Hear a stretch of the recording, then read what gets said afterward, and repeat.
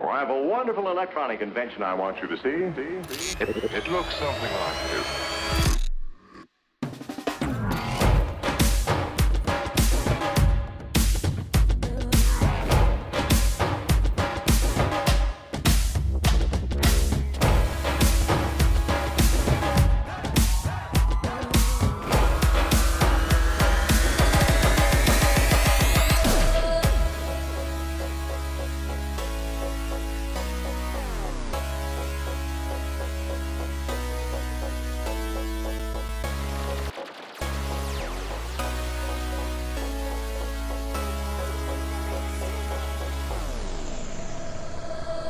Hey guys, welcome to Disenthrall. I'm Patrick. Today we have Kaysen and Eyal Lior all the way from Israel to talk to us or to continue our previous discussion on borders and how they could work in a free society. Welcome, Eyal. Hey, what's up? Doing good here, man. Doing good. I think last time we had a really good discussion of applying the typical sort of quote open border stance to Israel. It really brings the fire to the discussion when you have a more imminent or immediate threat like you do there, right? Then we kind of put aside and we put off the discussion about how it could work. So would you like to kind of lead off and give us sort of a summary of your ideas? Well, last time we talked about the necessity, so we won't go into that today. I think that today we'll have a much shorter discussion because I'm just going to present the theory, and I don't know if you got so many questions to it, if you can really challenge it well when you just hear it for the first time, but maybe somebody will be able to come up with really good objections and challenges to the theory. So let's see what I'm talking about. When I'm talking about private borders, we're talking about private borders, about a free society that has a needs for borders. It needs to have some kind of how to say, like a separation from the rest of the world. And how can it be managed without central authority, without one centralized monopoly on violence, a group with monopoly on violence? Okay, so the first thing I got to say about... So we're in a free society. Yeah, it's a stateless society. No one is being coerced. We're going to attempt to be non-aggression principle compliant. Yeah. Okay. So we're talking about borders, but not as we know them nowadays. Today we have a lot of fear from the border. When I go to the border, or just to the in Israel, you don't really go to the border. You go to the airport, and there you got the border control and all that crap. So there's always fear. You have fear that they won't let you out for some stupid reason, right? Mm-hmm. You have security checks. What is this? What is that? And then every time we see a checkpoint, we're afraid. And this is because the police is not working for us today. Yes. We are slaves. They are the masters. They are not our employees. They are not our servants. And this is the basic reason for why everybody, especially anarchists, have so much fear from the police. So when I talk to anarchists about having a border maintained by private companies, they still feel like afraid, like, no, borders is statist thing. Well, it's not like roads. Roads, it's just roads, but the borders is where we meet the police always. So there's some kind of like a fear that we have to shake off that fear and imagine how border can be actually maintained by people who are working for us, not against us. All right. We also have the fear of taxation and customs, import tax. If you go for a vacation and you come back to Israel and you bought some stuff and they're going to look into your stuff and tell you, oh, this, you have to pay us. Oh, you bought this, you bought yourself a present. What about a present for us? So we have a lot of fear today from borders that we have to shake off. And I'm talking about really borders that are there to protect you and not help rob you. Okay. Can you first start off with like describing why there is a border around a certain area? Like, do you think the border around quote unquote Israel would be the same line in a free society? Yeah, Or more or less. like, how would More that or line less. be Maybe yes, defined? maybe no. Well, if you ask me how I prefer it to be defined, I would like to cut Israel in half and just throw out half of all the bad people, all the people who suck, all the violent people, the rude people, the people who are not nice. I want them on one side and all the nice people on the other side. And I feel like a lot of people want just the same division. And we're stuck together with some sort of like forced integration, forever fighting the bad people. So in terms of how the border will go, it will be just like Israel is today, maybe without the West Bank, and then cut in half. How are you going to make sure the bad people are on one side of the border? Oh, it's the easiest thing to recognize nice people. I got a good talent for it. And good people, nice people, they know each other. They can tell each other. Yeah, but you're not in charge. Okay. Well, it's the majority rule. It's it's market demand, you know.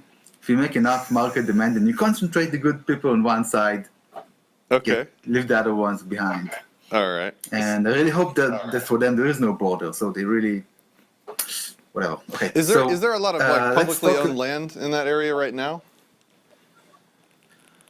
Wow. I don't think there is such a thing, publicly unowned land. I don't think you can even build a shack in Israel in the desert. If you go to the south, to the desert, and you try to do something, they will come after you. Okay. They won't even let you build like a little shack in the desert. Okay. They're very controlling, you know, they're very territorial about all the land.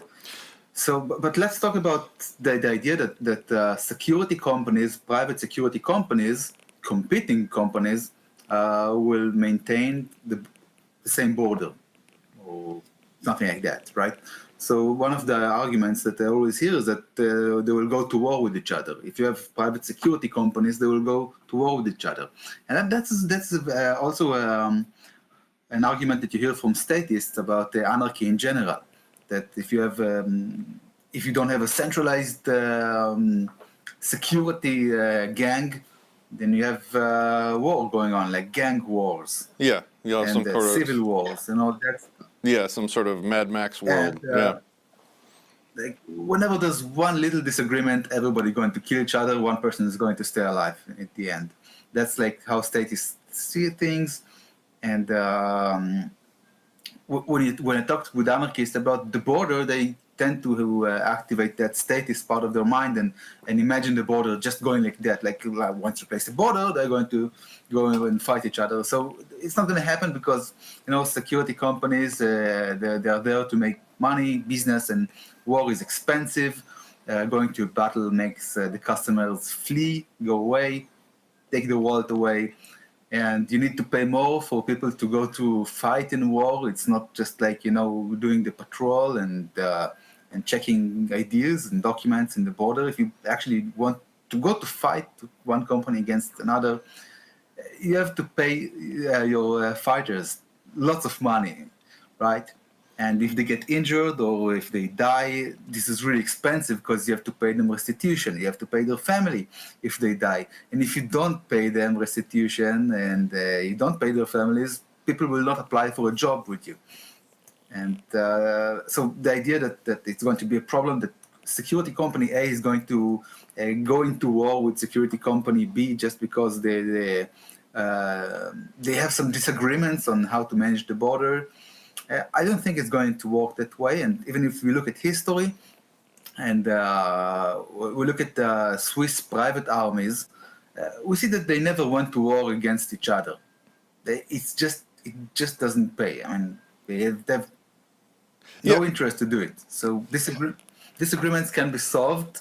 For example, when one party agrees to pay the other party more something, and you don't actually have to go to war. I mean, that's Yeah, people that a think solution that everybody loses these from. private security companies would fight each other don't really, I don't think, understand or have experience with how businesses work from the inside. They don't understand that once you get to any reasonable size, you're going to have a board of directors that you have to answer to when you make decisions, and going to war would be one of the least profitable paths that you could take your company, and you'd have to find a way to justify that to the board for many reasons: the costs, the PR losses, the customer losses. It would never work. It would never happen. The reason why I wanted to know how we defined that border, though, was because, in a free society, it would all be private ownership. It would all the land in that area would be privately owned, and each landowner could pick and choose which security firm they wanted to protect their little piece of that, right? Yeah, there will be some logistic limitations. You can't have like 100 different companies protect 100 different houses in the same village.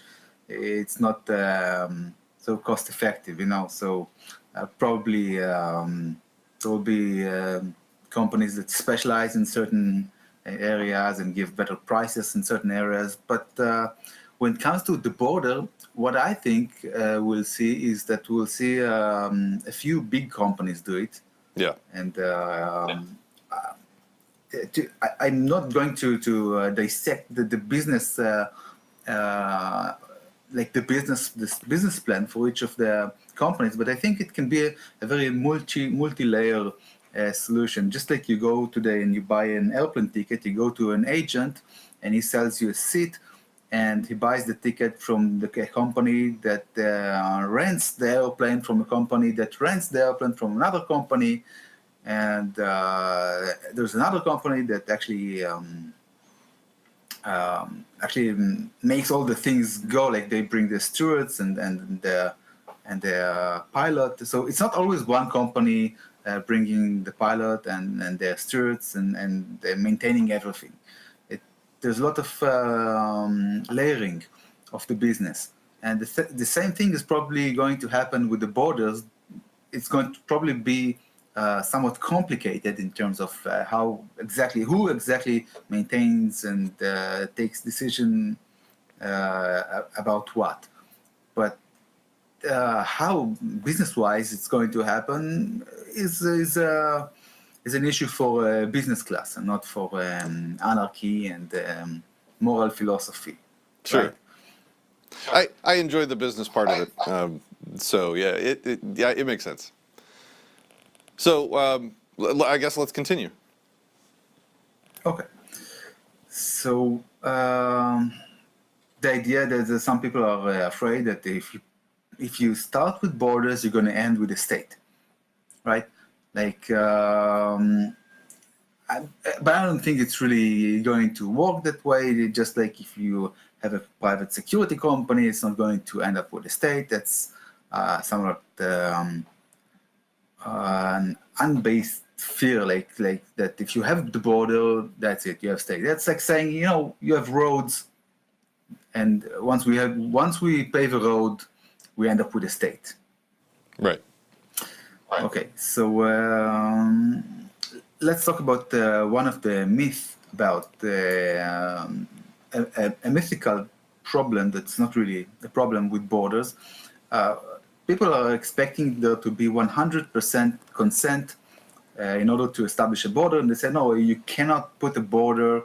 Well, the only border that you can put is around a certain small neighborhood where everybody agrees. Like if there's some little small community and 100% of the people consent, then you can have a border. But what happens when, someone withdraws his consent or sells the house and somebody else decides to move in and he doesn't consent, or so you can't always have 100% consent, even if it's just a border around the neighborhood. Well, what happens? So I'm expecting. What happens? Yeah. Well, how do you stay NAP compliant without 100%? Well, it sucks for you if you don't consent and you're just on your own. Remember, it's not called the less aggression everybody. principle. It's called the non-aggression principle. Look. Let's say, everybody in Tel Aviv, like 500,000 people decide to have a border. Eyal disagrees. Yeah. So what? So what? So now they have to. It's a majority rule. It's the same question. It's the same thing, just like roads. I don't want there to be a road. I want there to be like a natural area where man didn't change anything. I want just to have like a wonderful piece of nature. But the majority of the people, they want a road going through that area. So there's going to be a road.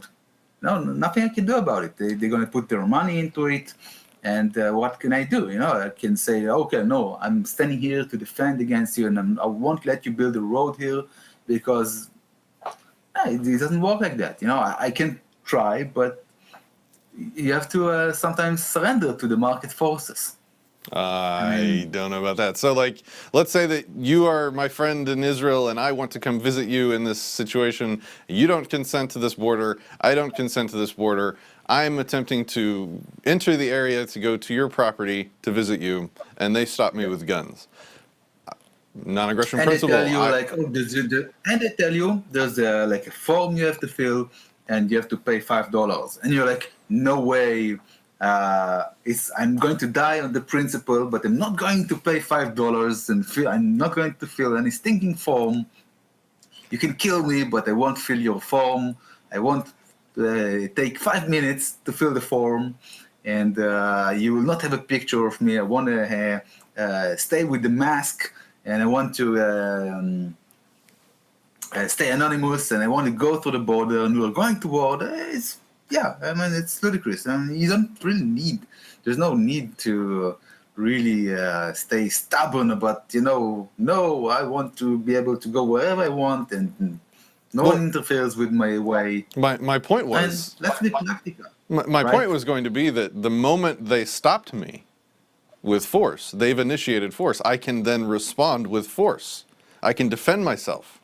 I can shoot at these people that are stopping me. You'll be right.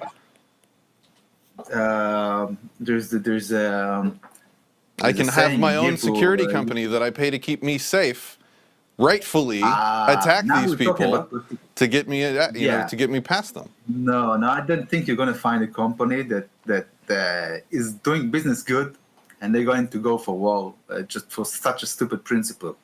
They're probably going to tell you, look, it's $5. We're going to pay it, okay? We're going to fill the form for you. You don't have to fill the form. We fill the form. We talked with the other company, and okay, we will fill the form for you, and we will pay the $5 because we want to keep you as a customer. But we're not going to work with the other company just because your principles, right? Sometimes there's conflicting forces, and we have to find a way to live together and not go to war for principles. Yeah, I thought we were trying to work on a free society solution. So this isn't one. It is. It can't be. I got force initiated against me, and you agree with it. Well, yeah, yes. That's not a free society solution. We don't. There is no 100% violent-free solution, but we want to get rid of the state. We want to get rid of being slaves to a centralized authority. We don't want such a thing as authority, as the idea of some group of men and women. They have like the moral superiority over others. But we do need security. We do need to have a border. And some people are going to be stubborn and feel like paranoid about filling a form and paying $5 to enter or something. And yeah, force is going to be initiated against them. That's not 100% the best. It's not 100% compliant with the non-aggression principle, but it is, how to say, very close to 100% compliant with the non-aggression solution. And if anybody else has like a solution that is 100% absolutely compliant with the non-aggression principle and provides the same security, I'm good with it. Let's hear how are you going to maintain the same level of security with 100% compliance with the non-aggression principle, not just 99.99. Well, if you're not giving me NAP compliance, if you're not giving me non-aggression principle compliance, then it's not terribly different from what we have now. We have a group of people at a border that harass me just a little bit to keep me safe in here. Like, how can I complain now if that's the solution I'm in favor of? They're harassing you more than a little bit. No, I went by the border recently, and they stopped me with guns and asked me if I was from here, and I didn't even have to pay $5. I didn't even have to fill out a form, but they forcibly stopped me and harassed me. So that's even less of an imposition than your solution, and that's what we got now. Well, border between where and where? I just drove close to the border, the Mexico border. Close. I'm talking about the border. They do harass you very much in the border. When I take a plane and go on vacation outside of Israel, they check everything in my suitcase. And if they see something that I bought, and I bought myself a present, they want me to buy them a present too. That's how it goes. Really? And if you have a business, it's called taxation. Income tax, customs. Oh, okay. If you have a business and you want to import stuff, well, you're going to pay them. I thought you meant there was a bribe. I thought you meant you had to bribe them. You're talking about taxes. What's the difference? Right? They want a present. It's about their cut. Yeah, right. You made profit. They want their cut. So you can call it tax, but it's the same thing. So, and if you owe money or for some reason the police wants you, then the border becomes not just something that defends you, it becomes a jail. So I'm talking about a very, very big difference, a very big improvement over what we have today, okay? I'm talking about a border that is maintained by companies that one of them you're a client of. And they have the best interest to serve you, to treat you respectfully, and not steal from you. So it's going to be like 1,000 times better, probably. But not perfect. I am not giving up the perfection. I think the perfection of non-aggression is critical. Good. Like you're either ethical or you're not ethical. That said, I think that it wouldn't be. That said, with the imminent threat that you're under there, I think you'd be hard pressed to find a property owner in Israel that would not be signed up for this defense solution. So you wouldn't. Yeah, okay. They would be stupid. Like all the company would have to do is just let all the terrorists go into that one guy's property, and then he's probably not going to last very long. And then the next property owner would come along and probably sign up for security at that point. Like I'm not sure in practice there would be this situation, but if there was, we have to stay ethical. Never. I mean, look, you can only be as ethical as you can afford to be. Okay? Now, right now we are very unethical. We're very, very unethical. And what I'm proposing is much more ethical and practical than what minarchists are offering. I'm offering a completely decentralized solution. There will be some initiations of force, and they're going to be very, very minimal. And probably temporary, even. I think if you just made the exception that said if you're a property owner living in that area and you have refused to sign up for some kind of security that worked with everyone you live around, that you would just be ostracized, and it would be untenable to live in that spot. Even if you rightfully owned it, it would just be untenable to live in that spot. No, look, you will always find holes where in the theory that you get to some situation that is not compliant with the NAP.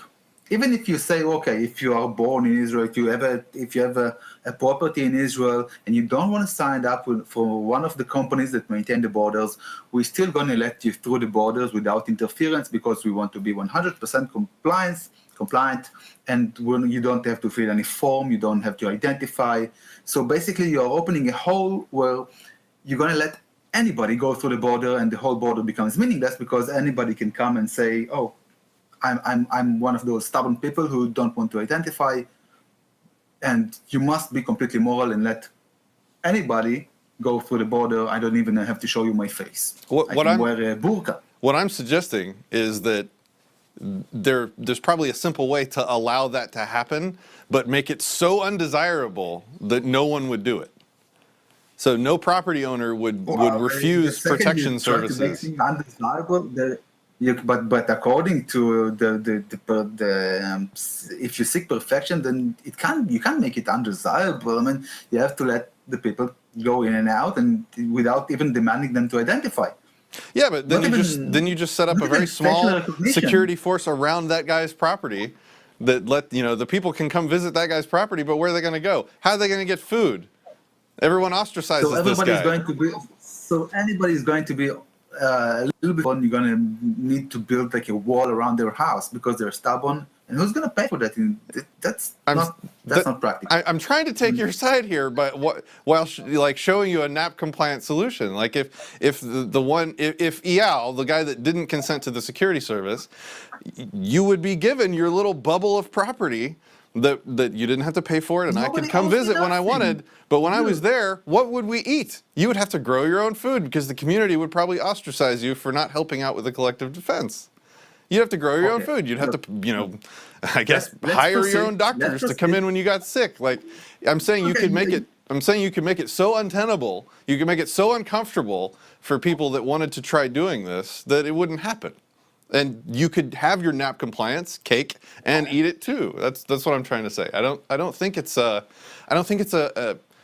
we have to compromise our ethics, which is the whole reason we're wanting a stateless society anyway to get there. I think there's free market solutions that you get your cake and eat it too, is what I'm saying. I guess that businesses that operate the border will find many creative ways to convince people to actually not resist and go with the procedure. Maybe they will say, hey, if you're just private person, it's free. We provide for you all the documentation and everything, and just put the name of your guest here. No problem, and only businesses will have to pay something. I don't know. They will find a way to really make it work. But there will always be some situation where the NAP is not going to be considered, or it's not going to be consistent with the NAP. There will always be those little end cases, and you can avoid it, and it's okay. The whole idea is to minimize them as much as possible. If you really actually just breach the NAP in a minimal way with one person who is stubborn, he's just being like an asshole and he doesn't want to fill form. That's his whole story. Then you really succeeded. You've really succeeded. If you make a border which is secure and everybody is happy, besides one person who's doing it on the principle because he's bored, and he says like, "Oh, I can make you breach the NAP," then you really succeeded and serving humanity really good. But let's not get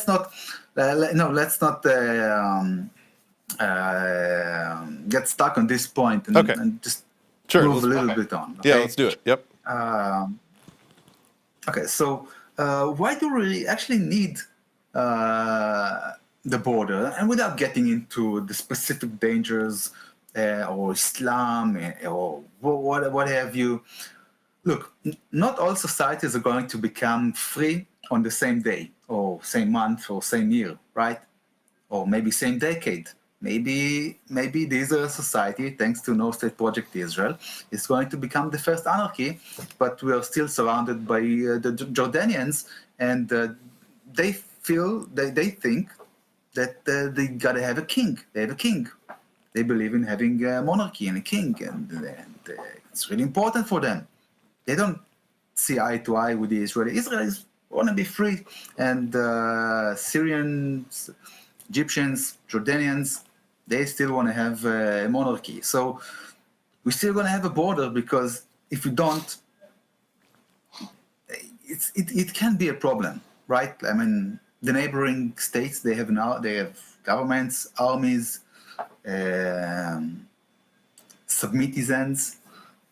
Yeah. So this is one reason why. I think that's reasonable. We need a border. Yeah. I mean, when the whole world becomes free, we probably won't need borders. But until then, we will need. And this is one reason why the borders will be actually temporarily and not something permanent. It's not like, maybe they will be, but at least now they are needed. Yeah, I think you're definitely still going to have I mean, like, California is only, a few hour drive from here, and they would definitely become a commune in a free society. There'd be a bunch of communists living there. I'd want a wall. I'm just kidding, but maybe not. They're probably going to want a wall, if they're the communists. It's usually the communists who wants the wall that the people cannot escape. Yeah. The commune. Can you imagine if California walled themselves off? If California walled themselves off and tried to go at it on their own, they would be bankrupt and starving inside of a month. They would be doomed. Yeah. Sorry. Please continue. And, so border can also be useful in order to stop and catch criminals. That's another use for a border that might be actually a real necessity. Now, I cannot tell if it's a real necessity or not, but if I would be like an owner of a security company, and I would probably be in touch with other owners of security companies, and we will coordinate our efforts, and we will know what is within our capability to do and not do, and I will know exactly if a border is needed. But it might be a reason that to have a border, to catch criminals, to stop criminals, to keep them out, maybe. And that's a whole separate discussion, like defining. We don't have to have it now. Maybe that's our next talk. What is a criminal in a free society? How do you become a criminal? How does criminal justice work? I love that discussion. Yeah, I mean, we're going to get a little bit into that discussion now, because it's really inseparable. Because borders have everything to do with security, and security has everything to do with criminals. So let's go into how. I want us to jump for a moment to talk about how a free society can deal with criminals, and then we'll come again to borders and see how it integrates very well with my idea of private borders. Okay. Okay, so let's say somebody committed a crime, a violent crime, theft, rape. Let's not take murder. Let's take something like theft, okay? Somebody broke into a house and stole something, stole a computer or a phone. All right. Who has the right to imprison that person? Like, if we assume that we have the right to imprison and punish and use force against that person, well, there are many people who want to do it, but not all of them can do it, right? This is a very complicated discussion right from the beginning, because there's multiple ideas on what could be done to this person. So, and in what time frame you could do something. So obviously, if the guy is in the middle of breaking into your house and you catch him in the act, yes, you could use force against him immediately to stop him, up to and including, shooting him for being on your property, stealing from you. But what if he gets away, and what if it's the next day and you find him? Can you still shoot him? What if it's the next month? What if you just apologize? What if it's a year later? Can you still shoot him? Like how? Huh? Sorry. He gives you your stuff back. He says, sorry, you caught me red-handed, sorry. And he goes to try it again. Right. Next hour, next day, because there's no sanction, right? So you want some sanction on crime. So who gets to sanction? Like, which of the private security companies is going to have the right to sanction? I'm That's not. one problem that you have to deal with. Yeah, There's yeah. no I'm not. so- I'm I not don't sure think that there's a they're. solution. I'm not sure that. The first question has to be answered is how long after the act can you use force, and that has some implications. Like in the act, you can obviously use a lot of force to prevent the theft from happening. But if you catch him a year later, can you still just walk up and shoot him? Because if he was on your property stealing your computer, you'd be justified in just shooting him, ending his life. But if you found him a year later, can you still just walk up and end his life as if he were still in the middle of the act? And everything changed, and he lost all his money. He got cancer, and he's now getting cancer treatment and donations. And what can you demand him to pay you money, or he becomes your slave? I know, like. He owes you a lot of money, but he lost all the money. Yeah, and I love this discussion. It's just a very long one. I'm not sure if we want to go into it to the degree you need to today. Huh? I'm not going to go into that at all because it's complicated. It's a bottomless pit of complex moral the theory, and instead I'm going to suggest a practical solution that is probably going to be very moral and very effective. Okay. And it's not going to be like the best moral thing, maybe, because I cannot figure what is the best moral solution, what is the most correct moral thing that we should do when we catch a thief. But let's look at what is practical. Let's look at what is most moral and practical thing. You seem to be uncomfortable with approaching the idea of being fully ethical. All of these discussions have revolved around you saying, well, we don't have to be all the way ethical. Why is that? Yeah, if you can improve things 99.999%, I'm good with that. Okay, all right. That's all. I'm all about being practical. And there's also the question of, what is the correct punishment for pickpocketing? Someone steals a bag from an old lady, and one security company wants to chop off his hands because they're going with Sharia law. They have like Muslim clients and radical Muslim clients. And the other company says, oh, it's just a fine. You pay $100. Okay, so my idea of how a free society can effectively and most morally deal with criminals is the theory that Stefan Molyneux was advancing in his earliest podcast. I think it's podcast number 1 or 2, and then podcast number 4 as well. Okay. It's like really one of the few first podcast episode he made was about fenceless prisons, like open prisons and DROs, dispute resolution organizations. Yes. And he was promoting a theory of how basically you don't need to use force to deal with criminals. I mean, maybe there's like a wild, crazy terrorist, like a psychopath, serial murderer, and you need maybe a cage for that guy. But for most criminals, you don't really need a cage. Yeah, I'm familiar with Molyneux's early work. I think it's amazing the criminal justice solutions that he came up with and talked about. I really, really like. They're my favorite. He would definitely now no longer approve of his old solutions, though. I think he will. No, I think he will.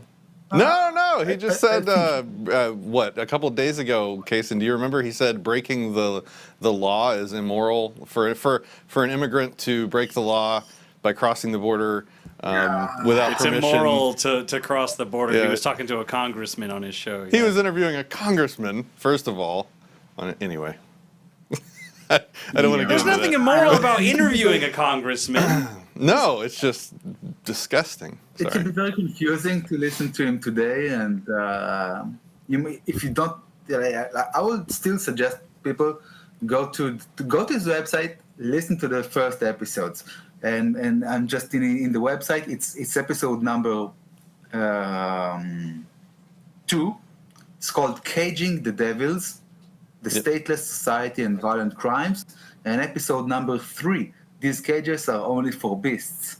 Yes. right? And then there's a few more episodes about dealing with crime in free society. I don't think he starts falling So- off until around like 4,000 or so. So you can probably listen for a long time. So this is how I see things working. Instead of using force against criminals, when we can avoid using force, we can achieve much more. It's much more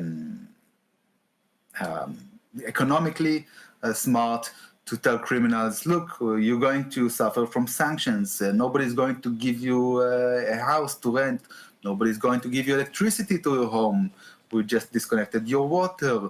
You're not going to be able to buy food in the grocery store, and you're fired from your job. Nobody's going to give you a job because we have contracts with everybody, and nobody is now allowed, business-wise, to do any kind of business with you. So your chances to survive are pretty low right now.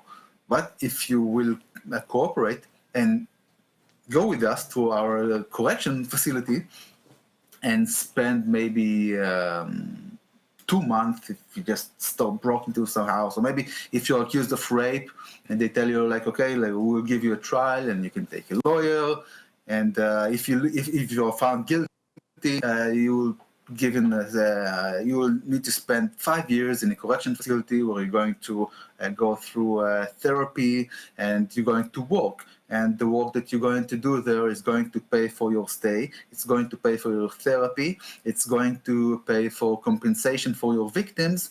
And it's going to pay for it's money that we will save for you for the day that you go out, that you can start your life. Yeah, and we're going to teach you So- job skills if you didn't already have some, so that when you go out, you can be a productive member of society. You know, you don't have to immediately go back to doing bad things to survive. And the amazing thing is when you don't use force people in the prison, it's much cheaper to keep them there.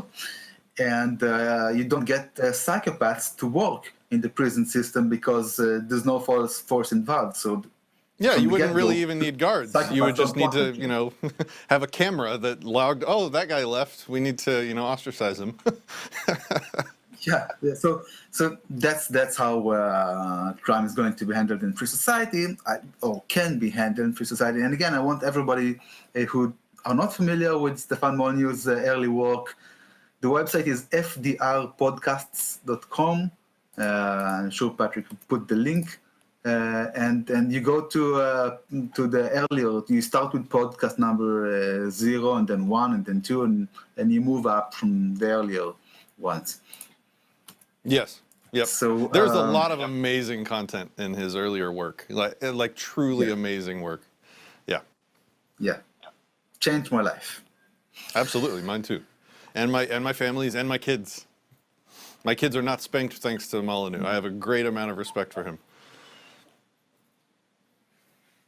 Cool. I was always like, into peaceful parenting. I was growing up with sort of like a peaceful parenting approach. My dad was sort of like an anarchist, so looks to me quite natural. But I still got so much from Molyneux. Like, there's how much I thought I'm an anarchist, and then so much that I got from Free Domain Radio. Yeah, Okay. yeah. So I have great criticism for his recent opinions, but that doesn't stop me from being appreciative and respectful for the positive impact, for the immense positive impact he's had on my life. Like, he's done amazing things for me in my life. He is also completely wrong right now. Okay, so now let's go back to borders and see how it can actually work quite good together. How DROs can basically benefit the border, the idea of a border. So first of all, my idea of private borders that are managed by competing private companies is the borders are going to be a very minimal breach of the NAP, if at all. And most of it is going to be justified. I think all of it. I hope all of it, but at least most of the violation of the NAP will be justified. and only temporary. So let's say somebody builds a private border where there is no need for a border. People are going to not pay for it. People are going to there's not going to be much business case for it, and it's going to just disappear because why does the border exist initially? I mean, you want security and you want maybe insurance, and the insurance company says, oh, we will insure your house, we will insure your car, but there has to be some reasonable security. Now, if there is no real security need, then the insurance company will not want to spend money on security where it's not needed. So the solution that I'm proposing, if it's really not needed, business-wise, it will go away. So if we rely on a business case for borders, we won't get more borders than we need. And one thing that is great about that can be great or useful about private borders, it can make it possible for locals or natives to keep their society homogeneous, right? Like if you're living in some kind of like Austrian village in the Alps, and everything is nice and neat, and you have like churches and it's also nice, and you want to keep it that way, right? Okay. You want to keep only Austrians. I mean, you have no problem with tourists, but you don't want all the noisy, rude Israelis moving in there, because I mean, Israel is a mess. Israel is such a mess of a place and such a messy culture. You don't want them everywhere. Trust me. They build a house, then they build another house next to it, and it looks completely different. They don't coordinate. They don't care about how the street looks. Everybody is building his own house according to his own plans. And I was living for a few years in Germany, and it's nice. You see there's a street, and every building has a little bit different color, but they all integrate very beautifully. So the place feels really good because there's like how to say. There's taste in it, there's integration, there's harmony. And the Israeli society is a messy and loud and rude culture. And I guess it's not only the Israeli culture which is like this. And so some societies which have already organized and are living in quite good harmony, they might want to stay homogeneous and be very picky about who they let in. And private borders could help them organize quite effectively if they all unite as customers of some DROs and they make the arrangements to have the border. Even if not 100% of the people agree, they can still make it. They can still keep Austria for the Austrians. Well, I don't know if it can be done today because, if you've been to Vienna lately, you see that it's is already not completely with the Austrians there, and I don't know if Germany can say Germany is for the Germans anymore, because lots of foreigners already inside there. Well, if you own the property, if you own the property, you can control it however you like. You can make sure all the houses look a certain way. If you don't own the property, you cannot initiate force to control who buys the property and moves in next to you and builds a weird-looking house. Like, simple, right? Yeah, but let's say one of your neighbors is an asshole and he decides to sell his house to some group of foreigners, and they come in and they build a mosque, and they scream Allah Akbar five times a day. And that drives you crazy. It destroys the whole feel of the town. You don't want that. That speaker thing. It's his property. That thing where they have like a loudspeaker and once a day or something they say prayers really loud. 5 times a day. That would never happen in America. Like maybe I shouldn't say never, but like really? That would make people so angry. Well, I'm sure it happens somewhere in America, actually. In Texas, that would not happen. How about that? But yeah, no. If a guy bought the property next to you, built a mosque on it, which he would be rightfully able to do unless somebody along the way had agreed to sign a contract or something preventing him from building a mosque. But as soon as he started using that loudspeaker to annoy everyone around him, As soon as he started using that loudspeaker to annoy everyone, he would, of course, not, he'd be, breaching everyone's rights around him, right? You can't disrupt the property around you. Let's not use the Arab. Sorry, let's not use the Arabs as the best example of like something that's irritating and annoying. Some people like the mosque thing, with the loudspeaker. It's just a prayer. It's just a few minutes. It's just 5 times a day. Hell no. There are much worse things that people can do with their property. Hell no. No. If my neighbor started doing that 5 times a day, we'd have problems. We'd have big problems. Oh, I have worse neighbors. I have this neighbor who opened the barber shop and he plays horrible music non-stop. It's not 5 times a day. It's 10 hours in a row. So, sometimes people would like to keep a certain culture dominant in a certain area, and borders can help them do it. Now, it's a very collectivist idea, but some collectives are really neat. Gotcha. And chaos like what you have in Israel, not so neat. So sometimes you want to have a little bit of standards imposed. Yeah, well, we have homeowners associations here. I don't know if that's a global thing. I'm sure it is. But before you are able to buy property, you have to agree to a certain set of rules. And the rules could very simply be don't build a mosque or use a loudspeaker 5 times a day. I mean, as long as it's consensual, there's no problem. Okay. Don't like the rules, don't buy the house. If you buy the property, you've agreed to the rules, that kind of thing. Mm-hmm. So I want to sum up something that I said in the earlier interview we did, and that is that unlike state and closed borders, that these ones will be maintained by market forces. That means that people do not become hostages, and they don't get taxed just because there is a border, and they don't become limited by the border. Like if they owe money and now you don't let them run away, because I don't think it will get to there. I can see how things will work, and border doesn't mean that you become a hostage of the majority. Okay, now we are talking about a certain breach of the NAP, but the question is, should I breach the NAP because there is the risk?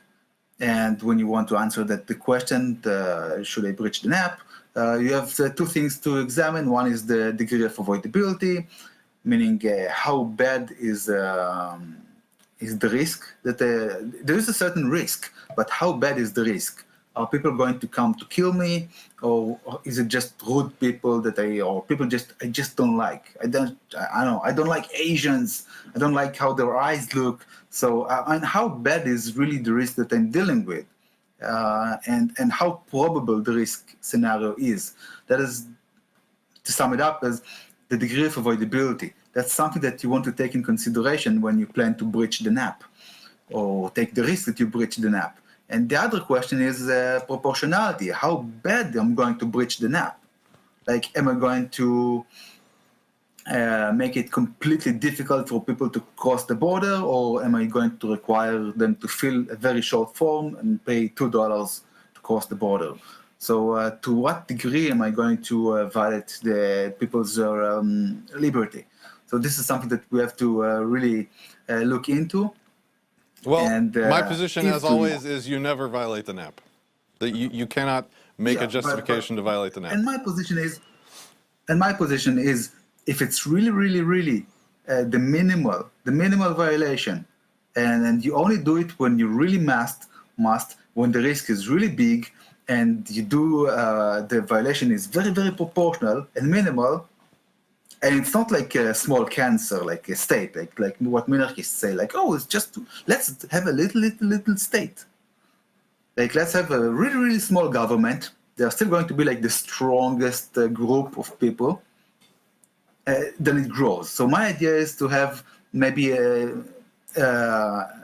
a scenario where the NAP is being breached, but it cannot grow like cancer.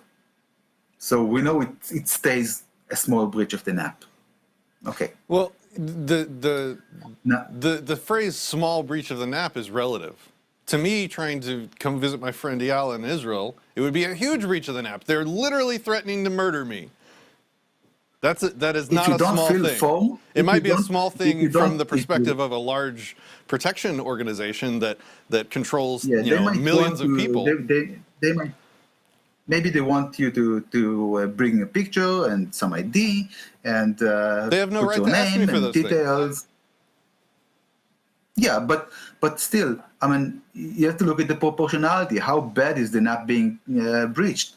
Are they telling you like you cannot visit Israel at all, or are they telling you like you have to pay us $1 million and I don't know what? No, they just tell you you have to pay $2 and fill a very short form. So the It's breach of the $2 NAP now. is It was not that $5 serious. Yeah. Okay. Well, Oh, I don't know exactly what's the price going to be, but it's probably not going to be $200, right? I mean, how complicated is it really to examine some kind of form and cross-examine someone's background and connect to another DRO and see what's the rating of somebody and you're okay, making well, the that same person argument, isn't though, a that terrorist. statists make now for the border that I have to deal with now. If I want to go visit Mexico, I just fill out some forms, pay $50, and stop at the border and let them, sniff my car with dogs, and then I'm free to go. So what's different? What's the problem with that? I didn't consent to it. Is it really such a horrible thing? I mean, it's bad because it's one company is doing it. It's one company. It's one criminal organization, and they force you to pay them. But if it's a service that willing customers pay, and it's less of a problem. Yeah, but you're telling me a situation in which I'd be forced to pay. Now, instead of focusing on the some end case where somebody really doesn't want to fill the form and pay the $2 and he thinks that his freedom is being breached, let's look at the real reason why we need to have that border is that there is a real risk. There are forces that want that if we don't have the border, at least in Israel, if you remove the border tomorrow and we say we have a free society and we remove the border with Jordan and Egypt and Syria and Lebanon, it's very probable that some hostile people will come in and really won't let us have that wonderful freedom. And let's say that we call these hostile people Group A. We define them as Group A. So, and the people in Israel who want to be free, they are Group B. And you, Patrick, and people like you who are peaceful people who want to come through the border, we'll call them Group C. So what we have Group A forcing Group B to use force against Group C. So who is really the guilty party for the initiation of force? Because B is now initiating force against C, but A is causing that situation, right? So yes, there is a breach of the NAP, but the real guilty party is Party A, the one that is causing all the problems and is causing the danger and the risk, and is the reason why we have the borders. So yeah, your freedom, your liberty might be infringed to some degree, to a minimal degree. You might need to, we may insist on you filling out the form and giving some background information, and you will lose some of your liberty, but you cannot blame Group B for that. But you had to collectivize everyone to get to that conclusion. I had the same rebuttal to Lauren Southern when recently I did a video rebutting a talk that she had with Berwick. to put it in American terms, what they say is that, these Mexicans come here and get on welfare, which is theft, and they contribute to, raising the amount of theft that happens, because the more people that come here, the more get on welfare, the more we're stolen from, and the more our money is devalued to pay this welfare to them. Of course, we're justified in using defensive force to keep them from coming here. But the problem so is... you have the same ABC. You have like the government is A, because the government is causing the initial violation of the NAP by stealing people's money with taxation and giving it as prizes to newcomers. And you have B, which is yourself, you're the victim of the government. And then you have C, the people from Mexico who want to come in. So it's sort of like the same argument. And the problem is, to reach that conclusion, you have to collectivize people. You have to stop talking about people and start talking about concepts called Mexicans. Like, there is no entity in the world called Mexican that walks across the border and starts contributing to welfare theft.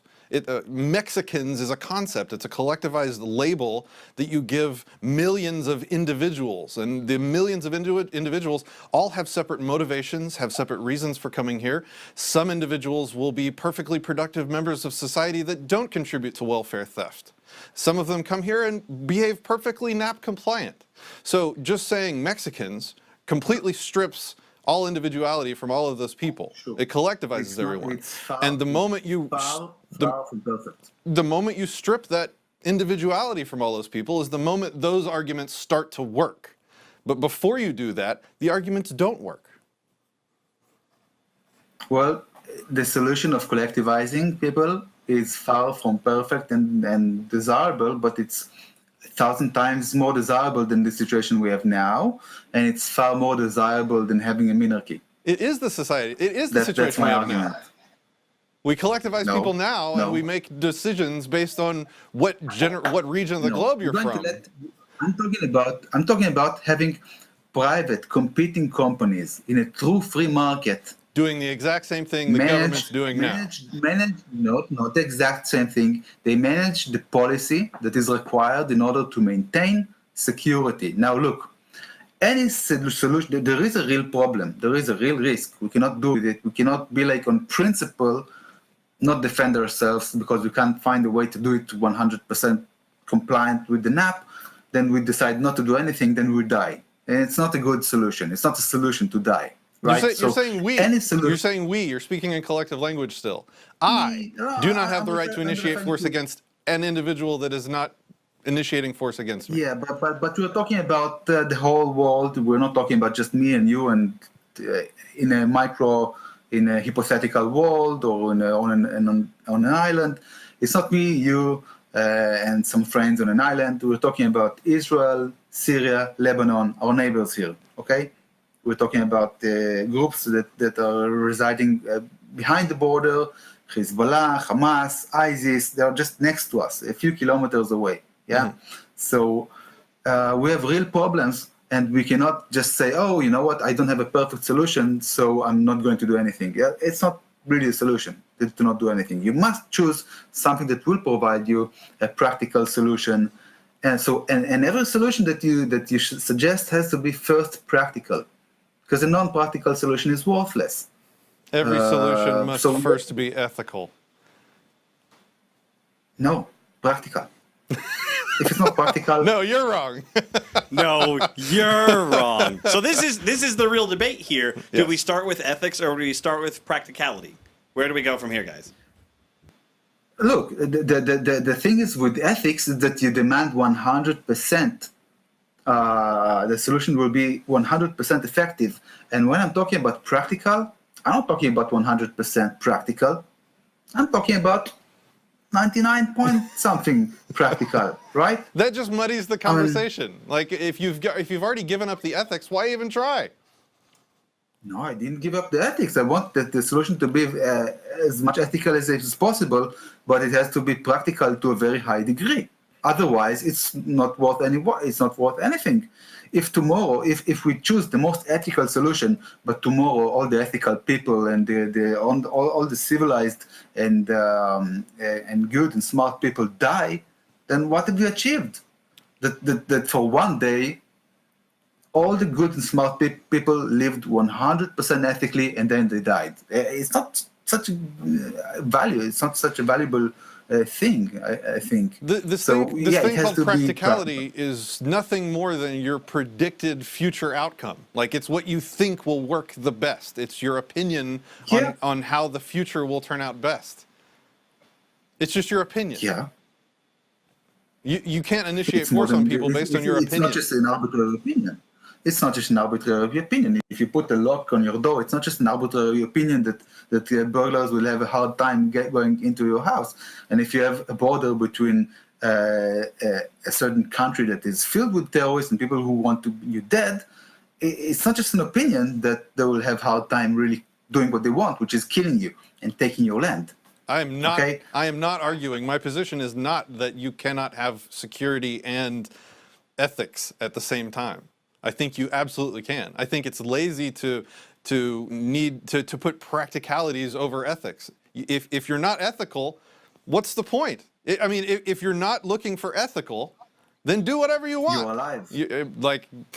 I would. If you're dead, you cannot do anything. You have to first be alive in order to make ethical but what's decisions. The point in being alive if you're evil? Your first goal is to stay alive. What's the point in living if you're evil? What's the point of being good if you're going to die and, you know? I would rather die. I would rather die good than live evil. Like, what's the point in living evil? No. You're actually bringing more evil to the world. Because if a group of really good people are going to die by the hands of evil people, then you get evil people become stronger. That's your predicted outcome. I disagree with that. I don't think that's what would happen. I think you can have, like I said, I think you can, I was taking your position earlier, I think you can have a border enforced ethically, enforced non-aggression principle compliant, by ostracizing the people, by ostracizing the people that don't contribute or that don't consent. Let's switch positions, and you try to sell me an ethical position, an ethical solution, and I'm going to poke holes in your theories. I'm going to show you holes in your theories where it's not going to be ethical. Because I was really looking for the most ethical solution that is practical, and I found lots of holes, like in its ethicality. But I found an answer that quiets my conscience and explains that those breaches of the NAP are not does not mean that I'm bad if I advocate them. It means that when Group A forces Group B to initiate violence also against Group C, Group A is at fault. So if you have a theory, a practical solution that actually is very effective and very moral, even in the long run. It doesn't grow to be a state. It doesn't violate it doesn't violate the NAP more than it needs to. And anyway, to whichever extent it violates the NAP, it's the blame is on Group A, not on you. The blame for the existence of the border is terrorist groups, criminals. So you're already familiar with you're already familiar with the solution that I would offer. It's the same one that Molyneux was talking about in his episodes. You go to the guy that wants to own the property and not have security, not contribute or pay for the border that's keeping everyone safe. You go to him and say, look, you can pick from any security defense service you want to help us, stay safe to pay for this border, or we're going to ostracize you. You're going to need to start growing food on your land because you're not going to be able to buy any. You're going to need to do your own banking and somehow transact with people because you're not going to be able to get a bank account or work with anybody else. Living will become very, very difficult for you. And when somebody does want to come to your property, we won't stop them. Stop. I'm going to stop you. We're talking about something completely different. You're talking about who's going to pay for the security. I'm talking about the fact that the existence of the border will bring with it some violation of the NAP. Forget about who's paying for it, right? We're not going to you don't even have to use force to make people pay for it. You don't have to use sanctions to make people pay for it, and it still violates the NAP. if you want to come to visit me and you say, I don't fill any form, I don't pay $2, the NAP is going to be violated. No, that's your not true. natural right or It's not your true right if- to just cross. If all of the property owners consent to that border, then people wanting to come visit. You never have 100% of the people consent to a border, even if it's just a neighborhood. I don't think you would either, but you ostracize the people that don't consent. You ostracize the people that don't consent. You're going to violate people's rights. It doesn't matter if you ostracize them. They can ostracize me. Your moral rights will be violated when you will not be permitted to cross the border without filling up some form. I'm saying that If you have someone that doesn't consent, violation of the law. if you have a property owner that doesn't consent, you have to allow people to travel to his property. Forget property owner. You, Patrick, you want to visit me. Yeah. Forget about me. You want to cross the border. Yes. Forget about me. You want to cross the border and travel in Israel. And you're the property owner, right? And they tell you you don't get to cross the border. You have to recognize that there's a border. You have to fill up a form, and you say no. I'm a free man. I'm not a criminal. Nobody made the claim against me, and you must not infringe my right to just walk through this imaginary line. And they tell you, no, it's a border. It's not imaginary line, and your rights will be infringed. At that moment, the NAP will be breached. Yes. And I'm saying, so who's the property owner I'm going to visit? That's important, right? Forget nobody. You just want to go over and see the Holy Wall, and you want to see the Who Sea owns of the Holy Galilee, Wall? and you want to go on some mountain. You want to go to the desert for a week. No. Who I'm going to visit is important because it's all privately owned. Okay, I have no right to wanna go and visit private property. You want to visit me. You're a private. I'm living in Israel. So you're a private property owner in Israel. Do you consent to the border? It doesn't even matter. No, it does. You can pick up. It totally does. You can pick yes and no. You can pick yes and no, and I'm still going to show you a hole in the moral practice. Okay, so if you said yes, you're a pick property yes owner. Or no. I consent. I don't consent. Either way, if you don't consent to the idea of a border and you want to come visit me, if you don't consent to it, you will be you will either stay out or you will surrender to the procedure and fill the form. Now, here's what I think we finally got to something that we could possibly agree on that I think you're wrong on. So if you as the property owner consent to that border, and I am trying to come visit you, I have to consent to your rules to come to your property. And your rules is that border exists. Therefore, if I choose to come visit your property, I consent to those border checks. I consent to those rules. If I don't consent, I don't get to come to your property. If you don't want to fill the form, they won't let you cross the borders. Now, let's say I don't even. And tell there's you, no Patrick, NAP breach fuck if the me. property owner I'm going to visit consents to that. That's my point. What if it doesn't? What if it doesn't? I say, no, I screw the borders. They're all statist. I'm the only anarchist here. Right, yeah. Don't surrender to this. Fight the system, Patrick. Don't surrender. Don't fill the form. Tell them that you're not a criminal and that they have no moral right to stop you from walking through that imaginary line. Come and visit me, Patrick. And you're like, yeah, hell yeah. They won't let you, and that will be a violation of the NAP. I agree. It would be a violation of the NAP for them You're to stop. innocent, and they're going to use force against you. Yes, it would be a Right? violation of the NAP. So however you're going to play with it, there is going to be some violation of the NAP. But that's not my You can't have solution. a perfect world. That wasn't my solution, though. You asked me to give you a solution Your for you to solution poke is- holes in. That's not my solution. Okay, so you want to visit me. I want you to visit me. I don't consent to the borders. I tell you, Patrick, don't fill that form. Yes. If you fill that form, you're not my friend, and you're like, hey, Eyal, fuck forms. I hate filling out forms. I'm not property of anyone. I don't have to fill any form. Yeah. Yeah. So when the property owner doesn't consent to that control, the control becomes immoral. The border has to let me visit you. They are not ethical. They are not able properly to stop me at the border. But if they will do it, the whole practicality of the border you flush it down the toilet and it becomes an impractical solution if you do it. That is not true. We can brainstorm right now a bunch of really Very cool true. ideas If they're on how going we to can let still have people security. undocumented, So you let me, If an they're going to have a undocumented border- immigrant, go visit Eyal, who doesn't consent to the border. If you have a property owner in Israel that doesn't consent to the border, all you do is you make them outside the border. So if I want to go How? visit you, I'm allowed to come visit How? you, but I can't leave your property.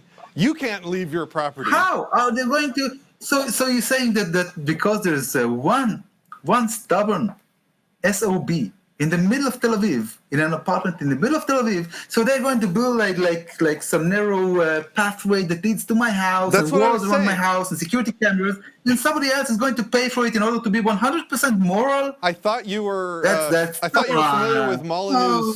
Molyneux's criminal justice solution is exactly that. You did this wrong thing. No. You can choose No. to come with us and live here and work here and go through Okay, so you're going to be therapy, ostracized. Yeah, you don't really. or we're going Yeah, to yeah, ostracize you. okay. You will not be able to leave your property Okay. because it's privately owned and you can't walk on private property you don't own that without the owner's consent. So you're trapped in your house. You can't do business. What's the deal with and Patrick? Why are you insisting on there's somebody on the other side of the border that needs to invite you?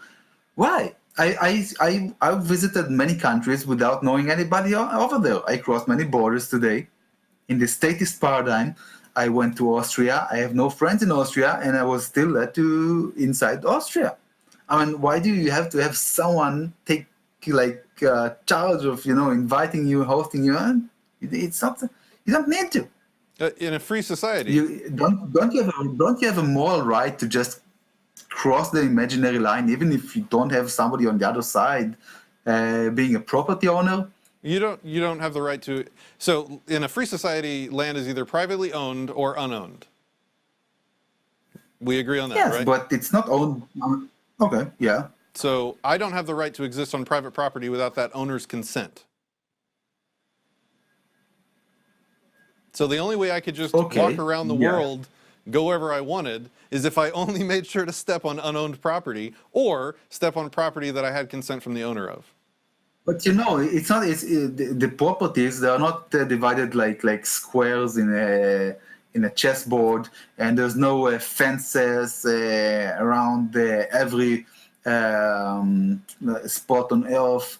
And so the idea of the border is you cross the border and then you're pretty much free, right? Yes, there are private roads and there are private neighborhoods or whatever, private buildings, but it's not like the whole land is not divided to cells where you have like door opening and door closing and everything. Like they can lock you and say, oh, you cannot move anywhere because you're not.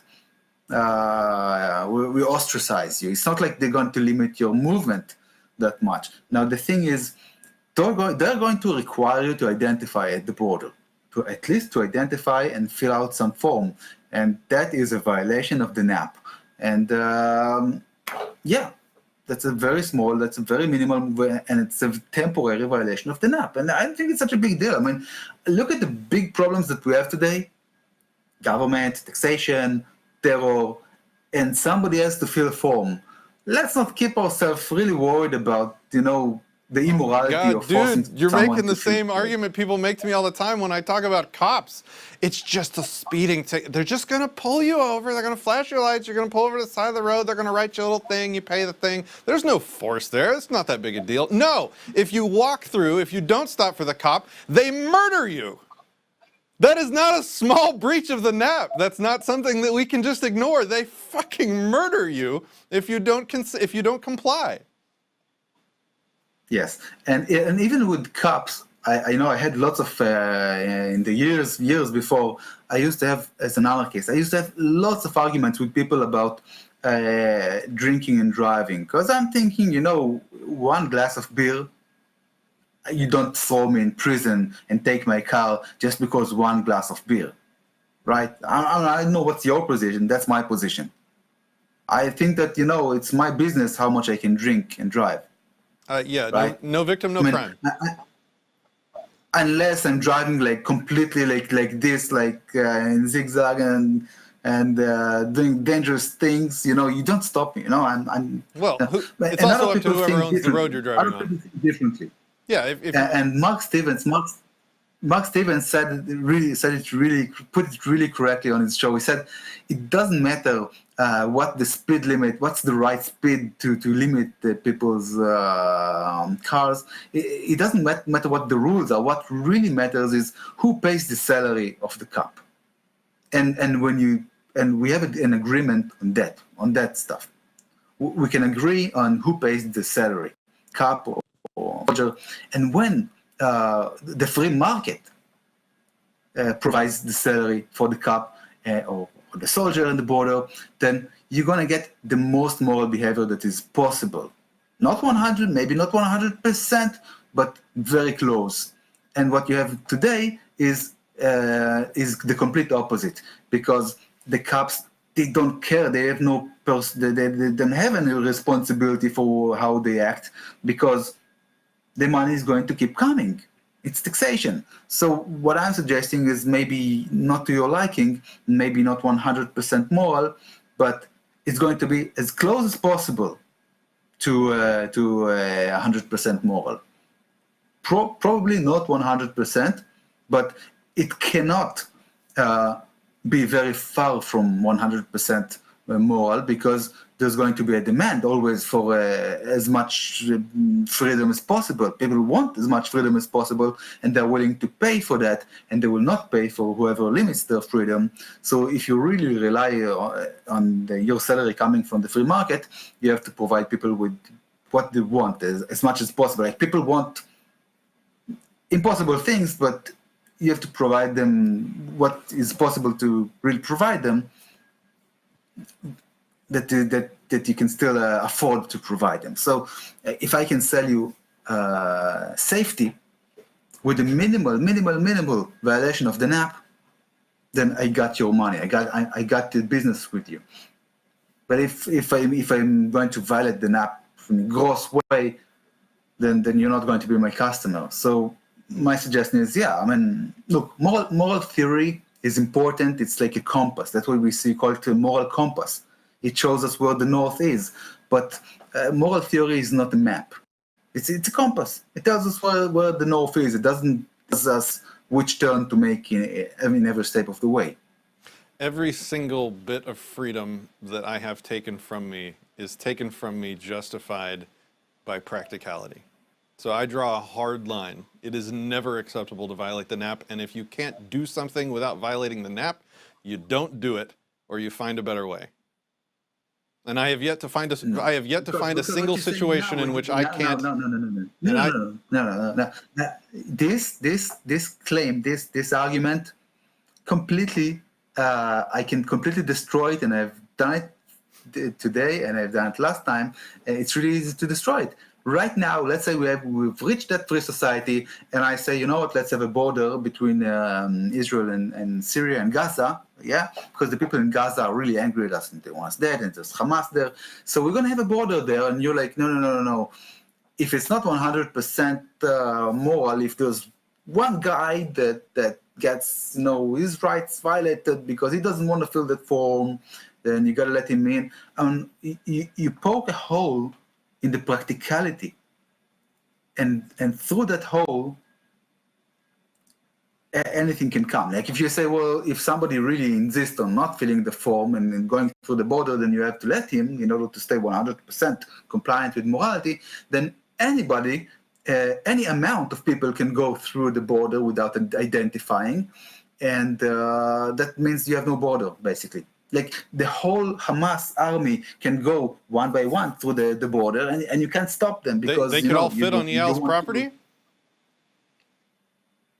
What do you mean fit into someone's property? You let them through the border. What now? Israel is not the fight. I don't know. I mean, Israel is just like any other place. There are no borders and cells and fences everywhere. It's not like you let them through the border and then there's like a narrow path that is, surrounded by fences. Once they cross the border, they can go anywhere. They can go into that house, and yeah, they can go through the window and kill a family or two. I disagree. It's private property. They don't have a right to exist on people's land that don't consent to them being there. So all the land in between your border and Eyal's property, they want to kill you. They can't step on. They want to kill you, and the border is preventing them from doing it. The fence around your house is not going to prevent the terrorists from killing your family. God forbid, but it happens in Israel where terrorists come into houses at night and kill people. They don't care that it's the wrong thing. They do it anyway. The border keeps them out. Okay? The border keeps them out. Without the border, they will come and kill people.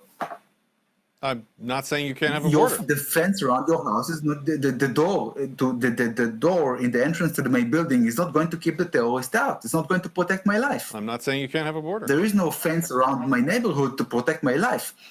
That's the function of the border. I'm not saying you can't have a border. There are armies. What? I am not saying you cannot have a border. No, you just want to poke a hole that completely removes any practicality from the border. You say, well, I want anybody who wants to go through that border to be able to go through that border without filling a form if he doesn't want to. Do you remember the list of punishments Molyneux had for someone that didn't consent to go to the private sort of prison situation for rehabilitation? No. What was it? It was the thing that you were talking about earlier. So if I, murder or rape or steal, nobody's going to give him. Nobody's going to sell him food. Nobody's going to give him work. Yeah. Or medical treatment, and he's out there. That is a NAP compliant solution because no one's using force on the guy. No, it's not. No, it's not practical. It's not practical. If you open the border with Gaza, you're going to have thousands of Hamas warriors coming in and killing people, and they don't care that you don't give them a job or don't sell them food. I'm not saying you open the border. I'm not saying you open the border. I'm not saying you open the border. That's what you're saying. You say open the border. You can't prevent people from crossing the border if they haven't committed any wrong, and you can't force them to identify and fill out forms. So that's your whole argument. Your whole argument is, I want to cross the border. I'm not a criminal, but I don't have to tell you who I am. I didn't have to fill a form. I didn't have to sign up for any DRO or something. I can just walk through that imaginary line, and you have no right to prevent me from crossing that imaginary line. And I agree with you. There is no right to prevent you. And when you're prevented from crossing that imaginary line, it is a sort of a crime, and the guilty party is not the one who is actually standing in the border and preventing you from crossing that line, but the terrorist that is actually the actual reason why we have that border to begin with, or the criminal that we have the border because of him. So we have like group of criminal, group A, they force us to have a border. And everybody whose rights is being infringed because of the border can only blame Group A, because the solution has to be practical. Again, I mean, you have a solution that can serve as a. How do you suggest we manage the border with Gaza?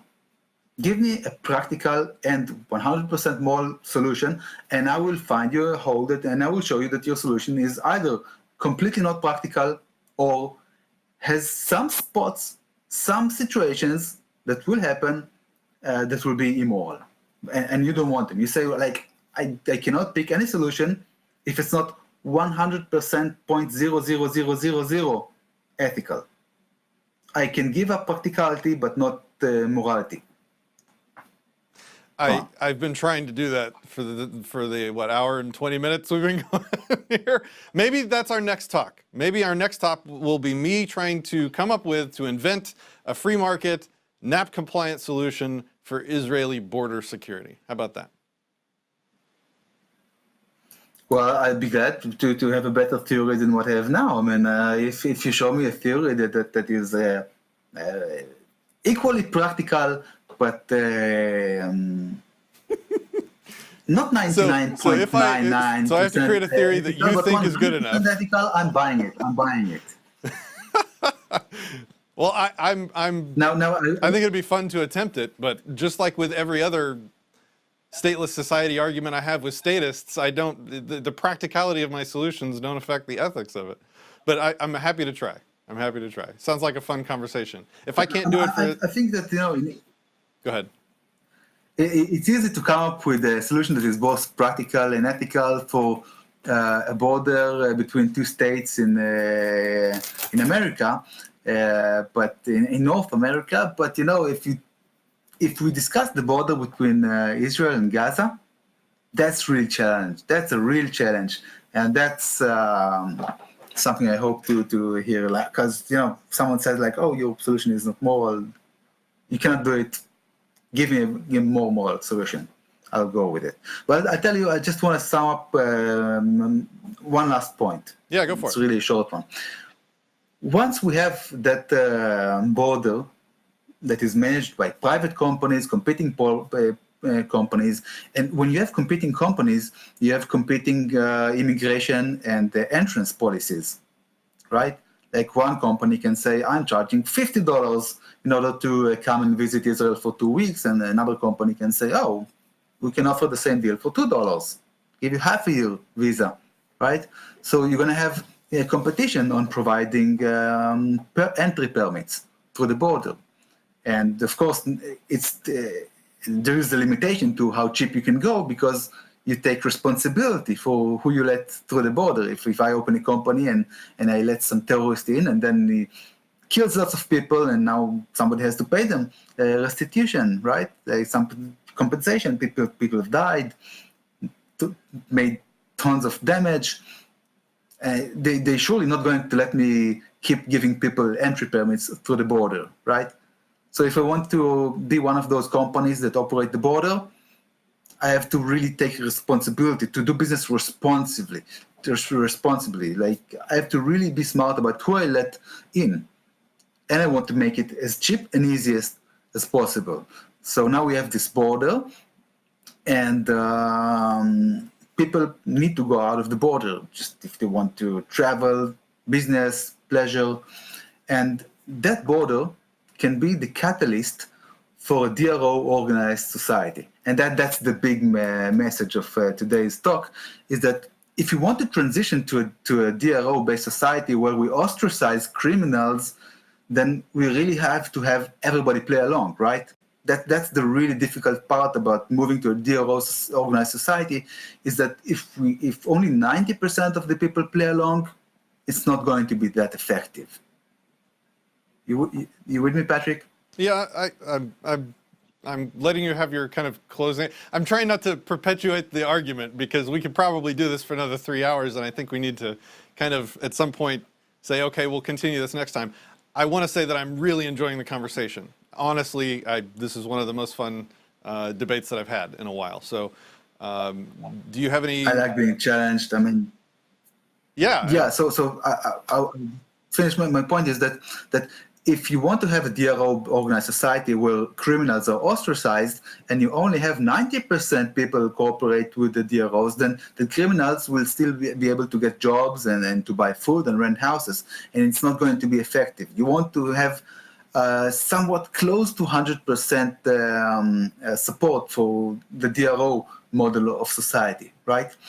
Like, if you decide to ostracize someone, you really need him to be ostracized by 99% of society and not by 90% of society. And having private borders can really be the catalyst to make the society go into that model. So let's say tomorrow the government in Israel falls and people start to become anarchists, and some private companies, one of the first things you're going to have here is companies taking charge of the border, because that's the most urgent security risk to take care of. More than dealing with criminals, you need to secure the borders. That will be the first thing.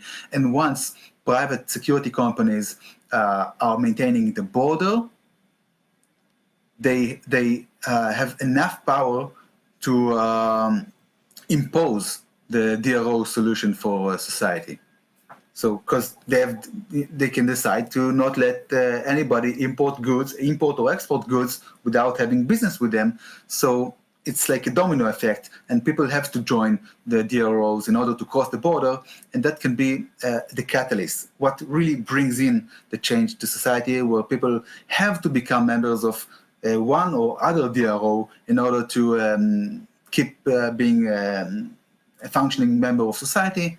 So I think that borders are really play an important role in setting society free.